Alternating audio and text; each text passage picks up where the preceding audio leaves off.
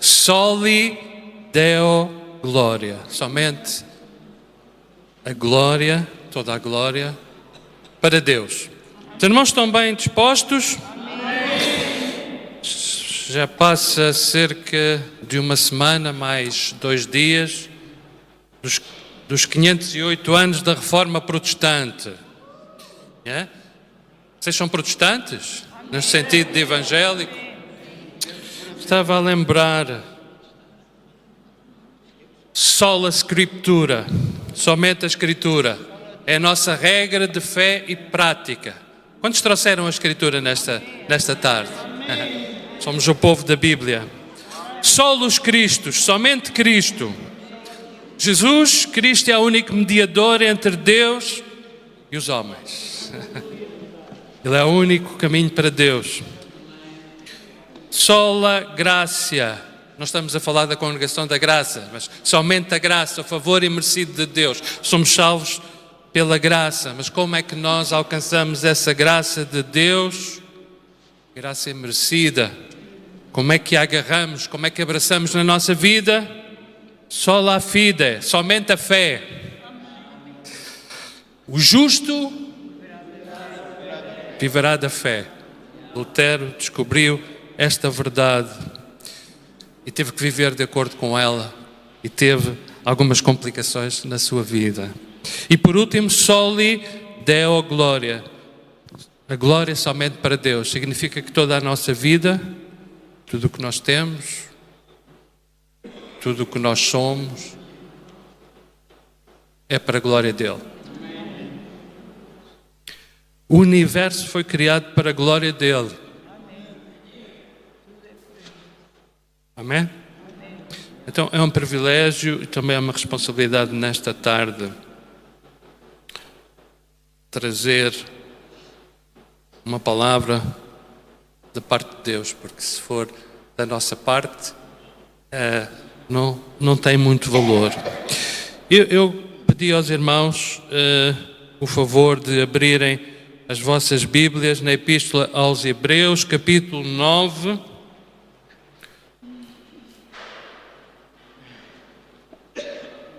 Epístola aos Hebreus, capítulo 9.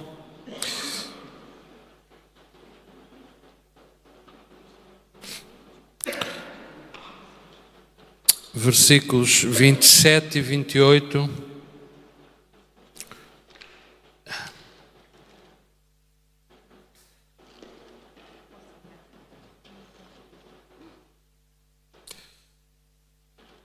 Aqueles que já encontraram vão seguir, eu vou ler na versão Almeida, revista e atualizada. Aqueles que não encontraram, vamos ouvir. Eu vou pedir aos irmãos que possam ficar em pé para nós lermos estes 2 versículos. Nós depois vamos citar outros versículos, mas agora esta é a passagem base. Hebreus 9, 27 e 28. Diz assim: E assim como aos homens está ordenado morrerem uma só vez, vindo depois disso o juízo, assim também Cristo, tendo-se oferecido uma vez para sempre para tirar os pecados de muitos, aparecerá a segunda vez sem pecado aos que o aguardam para a salvação. Amém? Até aqui a palavra do Senhor, podemos ficar sentados. Graças a Deus passou a palavra. Certa altura andaram a fazer uma pesquisa, por acaso em Portugal, acerca da assistência aos serviços religiosos e basicamente nós somos um país, como nós sabemos, maioritariamente católicos. Não temos nada contra os católicos. Se algum católico nos está a ouvir através da transmissão, está aqui, nós o amamos e nós respeitamos todas as religiões, mas somos um país maioritariamente católico, mas temos o direito de pensar algumas coisas diferentes, não é? É a nossa liberdade, a maneira como nós entendemos a Bíblia. Então estavam a fazer essa pesquisa e perguntaram a alguém, então o senhor, qual é a sua religião, a sua crença? Católico, sim. Então, e é praticante? Não, eu não sou praticante. Não sou praticante. E então, o senhor costuma ir muitas vezes à igreja? Por acaso não gosto muito de ir à igreja. E até evito ir a funerais porque não gosto muito dos ambientes dos funerais. Então, dizia aquele senhor, se me lembro, contaram-me que eu fui uma vez à igreja quando fui batizado, mas não me lembro, contaram. Os meus pais levaram-me à igreja para ser batizado. Depois, fui outra vez à igreja quando me casei, para receber a bênção. E espero ir uma terceira vez, conduzido por alguém, quando for o meu funeral. Porque eu sou, sim, cristão, mas não sou praticante. Sabem que também nós vivemos um tempo em que já há evangélicos não praticantes, e Deus nos ajuda a sermos evangélicos, sermos cristãos praticantes, não é? Esta passagem, meus irmãos, eu queria que nós muito rapidamente olhássemos para algumas coisas. Esta passagem fala-nos não destes três momentos, o momento do nascimento e batismo, o momento do casamento e o momento da morte, mas se nós repararmos, fala-nos de três momentos marcantes na nossa vida. Fala-nos do dia da morte, fala-nos do dia do juízo, e quando fala aqui do dia do juízo não está a falar das capacidades intelectuais ou cognitivas, mas está a falar de um dia de julgamento, e está a falar também de um dia da salvação, na parte final do versículo 28, aos que o esperam a Jesus para a salvação. Então este texto fala-nos também de três momentos marcantes, mas o dia da morte, o dia do julgamento ou do juízo e o dia da salvação. Mas antes disso, deixem-me aqui ver alguns contrastes. O versículo 28 fala que está ordenado a todos os homens morrerem quantas vezes? Uma vez. Mas o versículo 29 diz que Cristo ofereceu-se, isto é, foi voluntário, para morrer uma vez. Uma vez para tirar os pecados. Uma vez por todas. Então Jesus não precisa de morrer mais uma vez. Todos os homens morrerão uma vez. Mas Jesus morreu uma vez para a salvação daqueles que esperam por Ele. Estás à espera dele? Não sei se tu esperas pela segunda vinda de Jesus. Mas nós esperamos. Eu espero.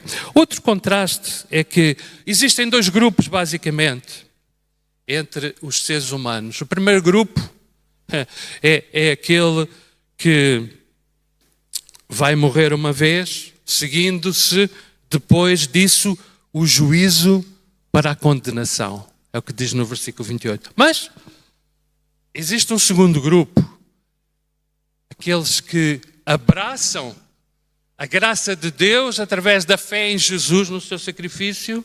Então esses vão morrer também uma vez, mas esses aguardam Jesus não para um juízo condenatório, mas para um juízo para a salvação. Glória ao nome de Jesus. Então eu não sei qual é o teu grupo nesta tarde. Eu sou do grupo daqueles que vão morrer, se Jesus não vier antes, mas que eu espero em Jesus, na sua salvação que Ele conquistou no Calvário. E então eu não entrarei em condenação, mas eu passarei da morte para a vida. Amém?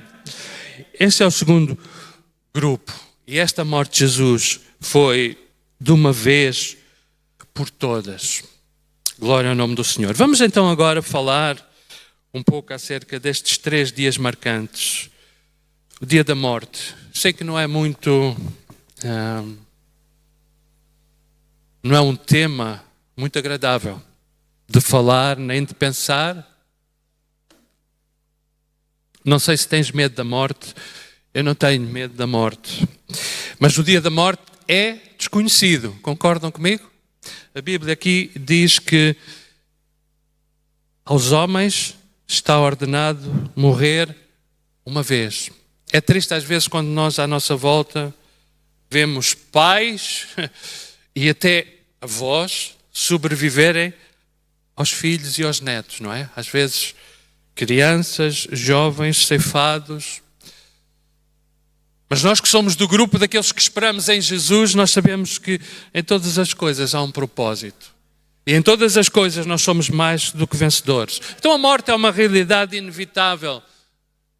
Não sei se vocês pensam às vezes nisso. Eu às vezes já penso, porque já tenho uma idade considerável. Eu sei que todos vocês são jovens, mas estava aqui a olhar, estou a ver que está aqui uma das minhas cantoras preferidas. Mas bem-vinda, Carla. Mas então, a morte é algo que não sabemos quando é que vai acontecer, mas sabemos que vai acontecer. É uma realidade cujo momento é desconhecido para nós. E também a incerteza desse dia deve levar-nos a viver com sabedoria e com prudência. E viver com sabedoria e com prudência é tentar na palavra de Deus. Vocês podem dizer amém? Então nós precisamos de nos preparar para esse dia e para aquilo que vem a seguir. Devemos estar sempre prontos, vivendo de uma maneira que agrada a Deus. A nossa vida deve refletir uma preparação constante para o encontro com o Senhor. Não sabemos quando vai encontrar. Quando estava, sou militar de profissão, apesar de já estar retirado. Quando estávamos em Santa Margarida, nós dormíamos lá no aquartelamento de Santa Margarida da Cotada. Nós sabíamos que havia sempre algum dia, quinzenalmente, em que tocava o alarme, que nós tínhamos que levantar e formar e estar prontos para ir para um exercício. Seria um simulacro. Tínhamos as nossas armas, tínhamos o nosso material, o equipamento preparado. Não era quando tocava o alarme que nós íamos preparar o equipamento. Estava tudo preparado. Tocava o alarme, já não me lembro quanto tempo é que nós tínhamos para estar formados e prontos. E assim deve ser a nossa vida. Devemos estar preparados para a eternidade. Nossa vida deve refletir essa preparação. E, no fundo, o que é que nós temos feito relativamente a Jesus Cristo? Esta passagem diz que Ele ofereceu-se uma vez para sempre, versículo 28, para tirar os pecados de... Sim, Jesus morreu por todos, mas essa morte expiatória só se torna efetiva para aqueles que esperam nele e que aceitam essa morte. Então, Jesus morreu por todos, mas essa morte, essa salvação será efetiva. É efetiva apenas para aqueles que esperam nele. Eu espero que tu sejas um daqueles que esperam no Senhor, amém? Então o dia da morte, apesar de ser desconhecido, não é um problema para nós. Pode ser triste para os que cá ficam, mas para nós até vai ser uma alegria, não é? Depois, eu vou saltar para o fim do versículo 29, e diz que Jesus aparecerá segunda vez, sem pecado. Jesus morreu como homem, Jesus morreu como Deus.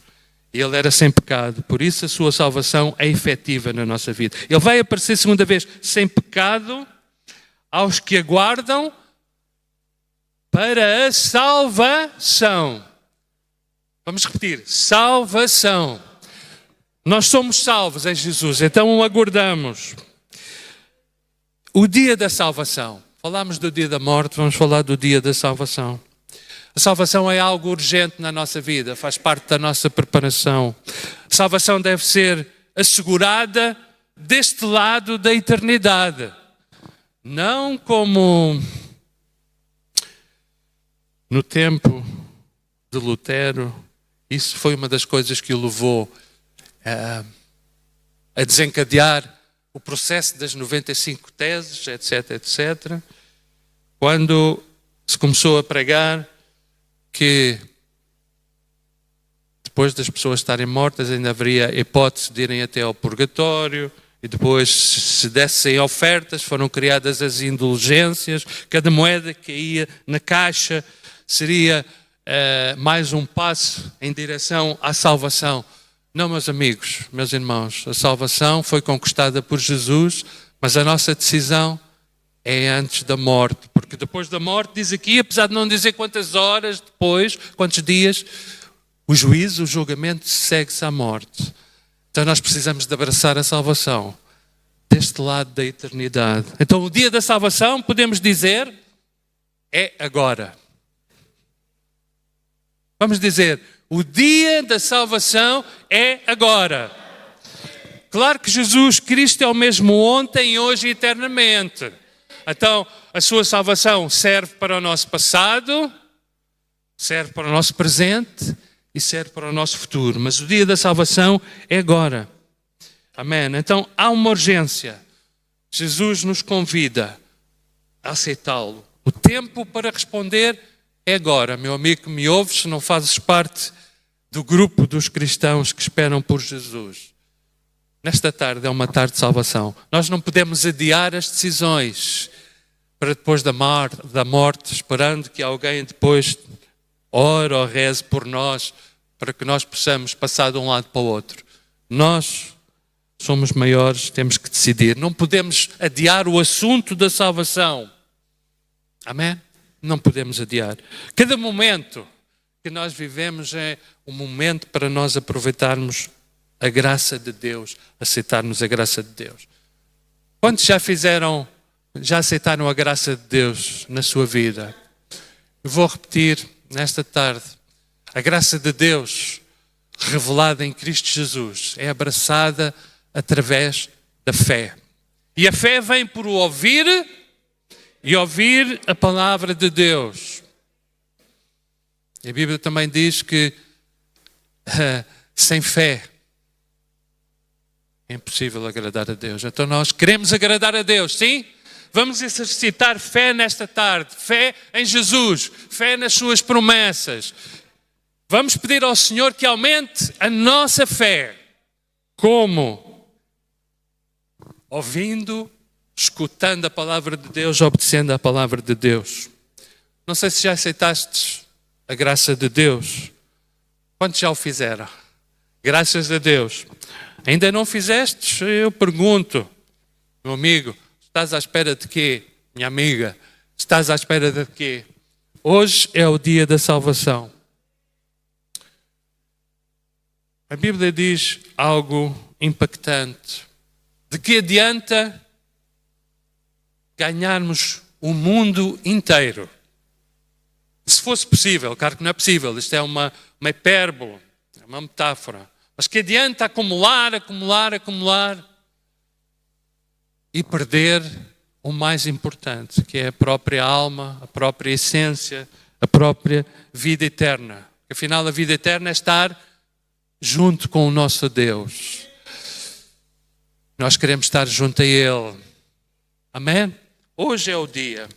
Como aceitamos? Em Efésios capítulo 2, versículos 4 e 5, diz o seguinte: Mas Deus, sendo rico em misericórdia, por causa do grande amor com que nos amou, estando nós mortos em nossos delitos, nos deu vida juntamente com Cristo. Pela graça sois salvos. Aqui este texto está-nos a falar da morte espiritual, mas pela graça sois salvos. Então nós precisamos de aceitar a graça de Deus por meio da fé. Isto não vem de nós, da nossa inteligência, dos nossos estudos, mas vem de Deus, para que ninguém se glorie, para que toda a glória seja para Ele. Spurgeon, o príncipe dos pregadores, ele dizia: não há outra salvação senão aquela que começa com graça e termina com salvação começa com graça, favor imerecido de Deus, e termina com graça.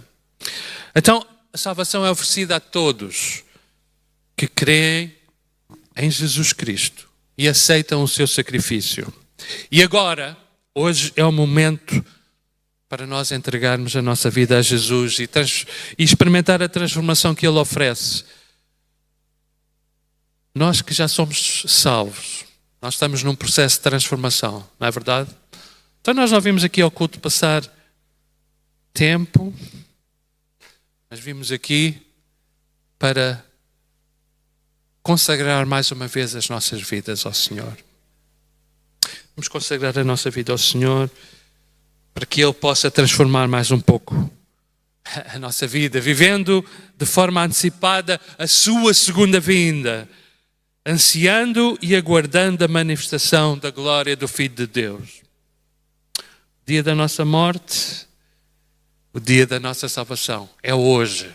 Depois entramos num processo em que Jesus é tudo em nós, como nós cantamos. Não há nada melhor do que o meu Deus.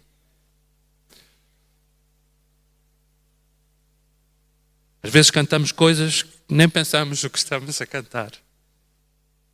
Mas é um hino poderoso, uma letra poderosa, mas que nós temos que assumir na nossa vida com coragem, que Deus é a nossa prioridade.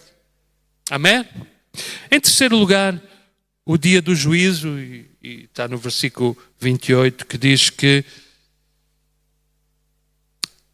no versículo 27, desculpem, na segunda parte, que diz que como aos homens está ordenado morrer uma só vez, vindo depois disso o juízo. Então, o dia do juízo está marcado, não sabemos exatamente o dia, mas vai ser depois da nossa morte. Em Atos, capítulo 17, versículo 31, diz: porquanto estabeleceu um dia em que há de julgar o mundo com justiça, por meio de um varão que destinou. Este varão é Jesus Cristo. E disso deu certeza a todos, ressuscitando dentre os mortos. Jesus morreu uma vez por todas, por todos aqueles que o aceitam. O poder da ressurreição de Jesus entra na nossa vida e nós somos transformados, estamos em transformação. Podem dar glória a Jesus? Então, este juízo, este julgamento é certo. Deus estabeleceu esse dia específico para julgar o mundo. Os ricos não ficam isentos. Às vezes os ricos ficam isentos de impostos, mas não ficam isentos do julgamento. Os pobres não ficam isentos do julgamento.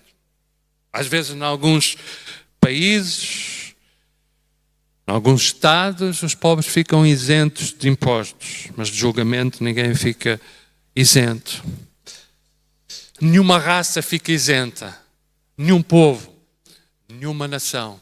Todos nós teremos que comparecer perante o Senhor Deus do universo, o dia do juízo. Então é também um dia inevitável e certo, determinado pela vontade de Deus.